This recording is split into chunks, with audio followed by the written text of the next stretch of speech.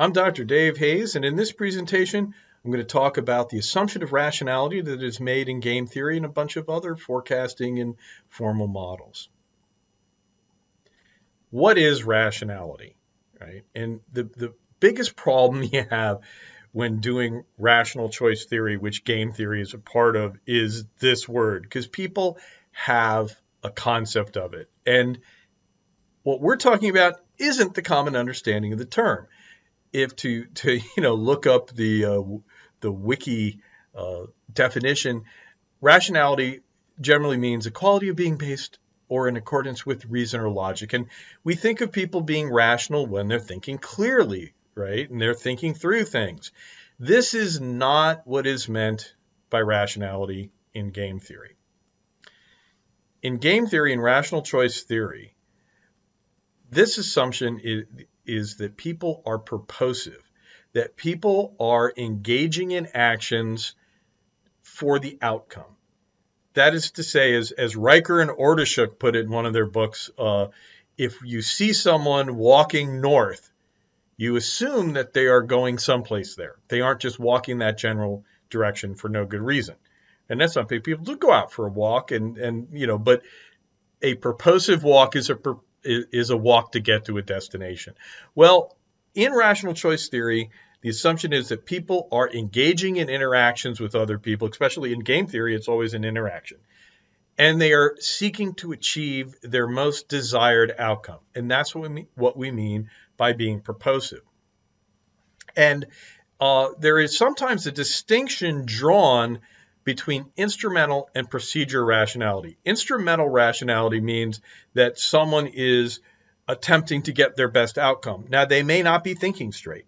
They may not be, they may not have complete information. They may not have a lot of the things associated with rationality, but nevertheless, they are in fact being purposive, as opposed to procedural rationality, where someone is making a decision and they are acting in accordance with or based on reason or logic, right? And more the traditional thing that they are going through in some systematic fashion, collecting information, considering outcomes, doing an analysis. And so the procedure of thinking it through is emphasized there. If this distinction is, people could argue about whether this is important, instrumental. We're definitely talking about instrumental rationality when we're doing game theory. Now, preferences or utility functions are a very important part of rationality and how it's used. And essentially, every actor or player in game theory, as we call them, has to prefer one outcome over another, right? So the idea is there are a number of outcomes in the world that players know them, and that individuals have a preference. They prefer outcome A over B, right?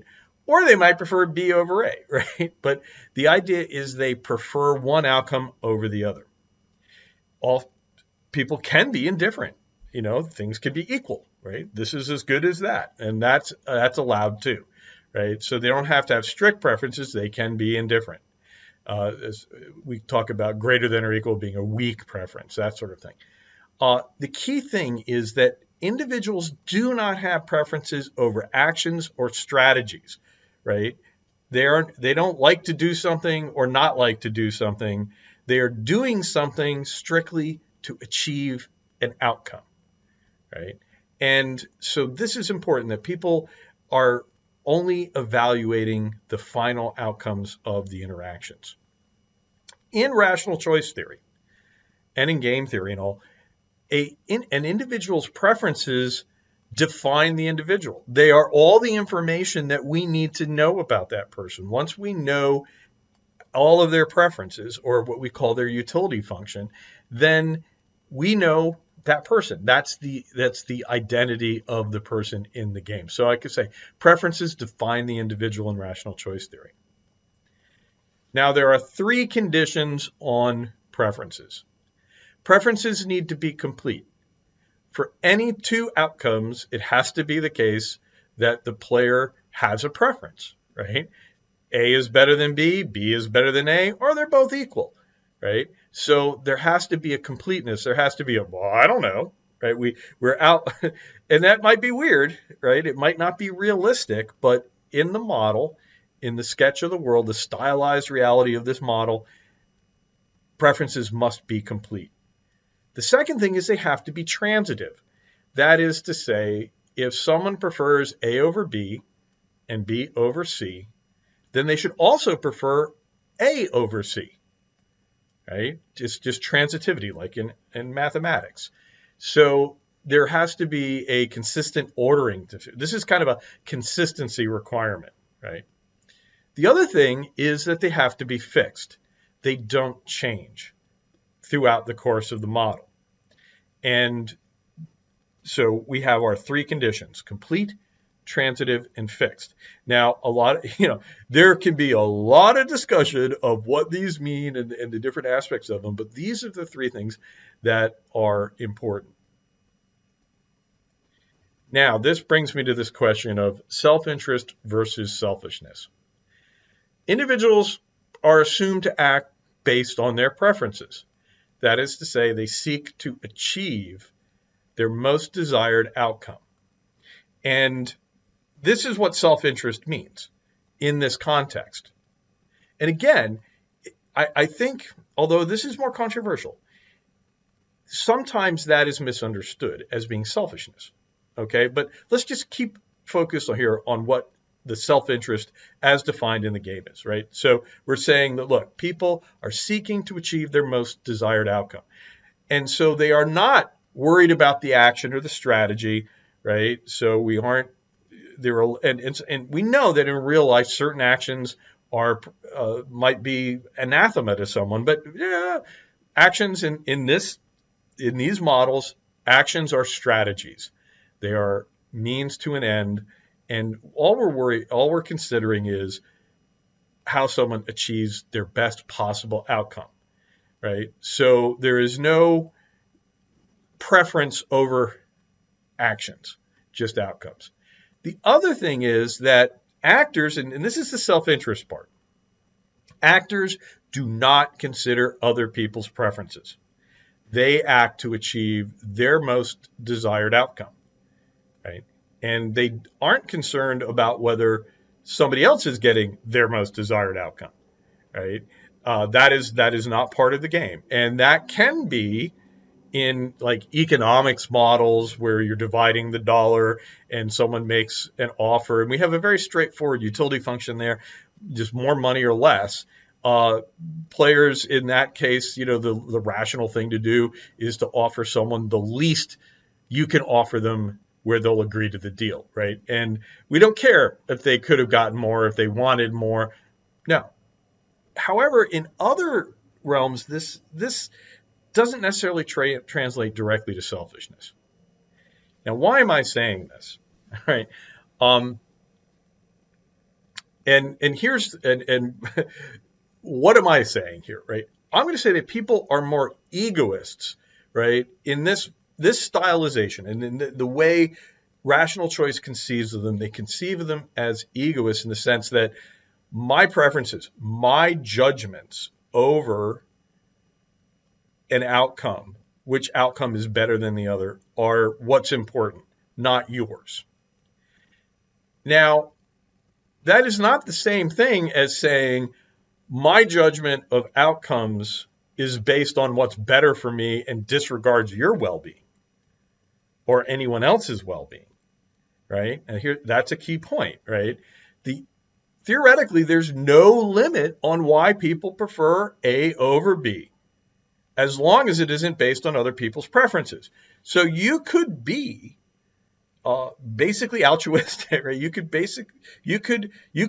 in fact, in considering outcomes, be factoring in, hey, what's happening to these people? I care what happens to these people. I may not have a direct material dog in this fight, right? It might not have material interest, but I could care about it.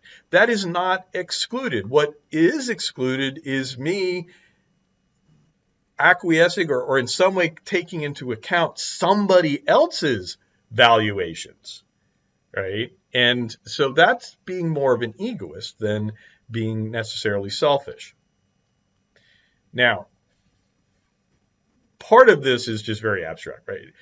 In practice, it is often necessary or useful to specify some aspects of an individual utility function, right? If you're going to generalize about the world, you need to do more than just say, well, people prefer A over B without any idea or conception about why do they prefer A over B or B over A, right? And most rational choice models in some way have an auxiliary assumption that about what people care about. In economics, right, an economist will assume that individuals maximize their wealth. So they make this rationality assumption, but then they make the stronger assumption that what individuals are doing is maximizing the wealth. And we often hear about maximizing utility, right? That is the idea that you get more utility from more preferred outcomes. So in seeking your most desired outcome or the best outcome you can get from an interaction, you are maximizing utility.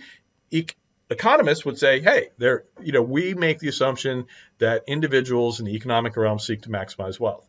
Realists, right? Realism would say that states maximize their security, right? And so that's their utility function. So they are rational, but we make the stronger assumption that they maximize security. Now, by the way, liberalism comes in and says, no, they may care about other things, right? So a lot of that debate between realism and liberalism is what I'm talking about, that you could have rational actors, with different underlying utility functions, or you could not specify them all. You could leave it completely up to whatever the individual chooses.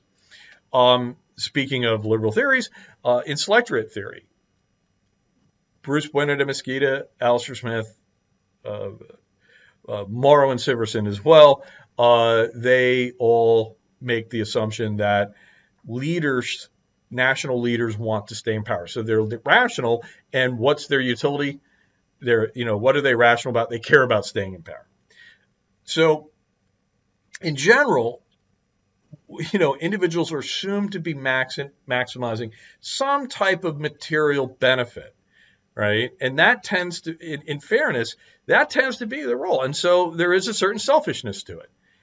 And Bruce Bueno de Mesquita, when he talks about it, he very much, conflates the idea of self-interest, brazen self-interest, right, is how he puts it. And so individuals are selfish in that model. And there's certainly that's possible.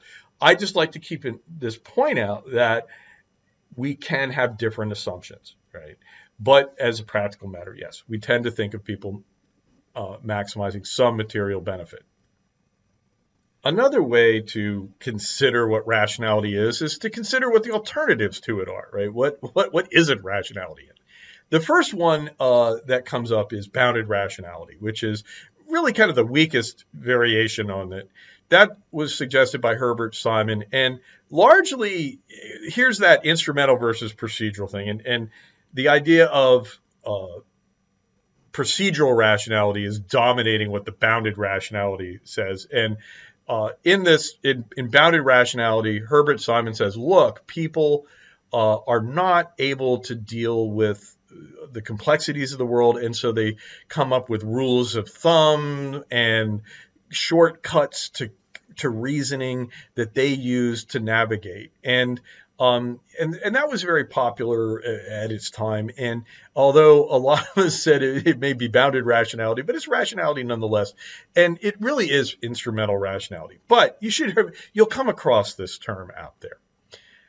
Another field that questions it is behavioral economics. Now, behavioral economics really goes to town on the concept of, like Simon, the idea that people are able to process things. And the behavioral economists will say, look, our models have people making calculations and judgments that are probably just way beyond their capability. And so what they look for are blind spots in people's ability to process information, systematic biases that people have when evaluating things. And so they really focus on deviations from perfect rationality in economics, right?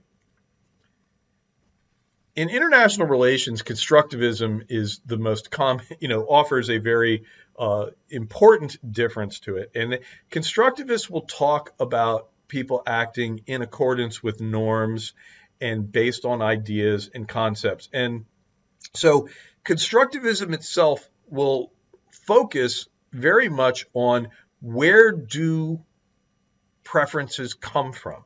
How do nations identify their interests? And so they're very interested in how preferences are formed, and they do not buy this fixed preference thing, right? Their idea is that through interaction, people's concepts of what's good, concepts of what's good in the world, what are the best outcomes, what are going to be impacted by the interactions. So they don't like they're very down on the whole fixed concept. Also, underlying constructivism is identity theory, and I've actually gotten into this because, and that's in pure sociology and social psychology. Identity theory talks about how people inhabit roles, and they like to say, the quintessential or the question they answer is why on the weekend do some people take their kids to the zoo and other people, why do they play golf, right? What is it on equally viable alternatives? Why do people choose to do one thing? And they talk a lot about, well, if you are in a role, say you're a father or a mother, and you take your kids out because that role is important to you, and you think that mothers and fathers spend their time with their children. And so when you go out and take your kids out and spend time with them, you are seeking some kind of confirmation of this identity verification. And when your identity is verified, you get a psychological warm fuzzy. You actually get a benefit from it. And when you fail, there's a psychological negativity to it, right? You have you suffer stress and negative feelings. And so they really get into this, right? And the idea, though, is that, hey, I've got this role, and these are the things I think are consistent with that role. I'm going to do those things. And when I get feedback from the society that is consistent with what I expect to, I take my kids to the park, and they're on the swing, and they say, "Daddy, this is the greatest day ever." That sort of thing. You're very happy. All right, so that's not rationality. That's not what we're talking about. We're talking about, and I really feel in the end, it's about strategic choice, right? And I almost feel like that if we talked about strategic choice theory, that has the idea of achieving an end, achieving an outcome, doing something in a purposive manner. That might even be better, but that's what rationality is. So I hope that's cleared things up for you. And I have a couple breakout videos on preferences and on the concept of self-interest that will go a little deeper into those topics as well.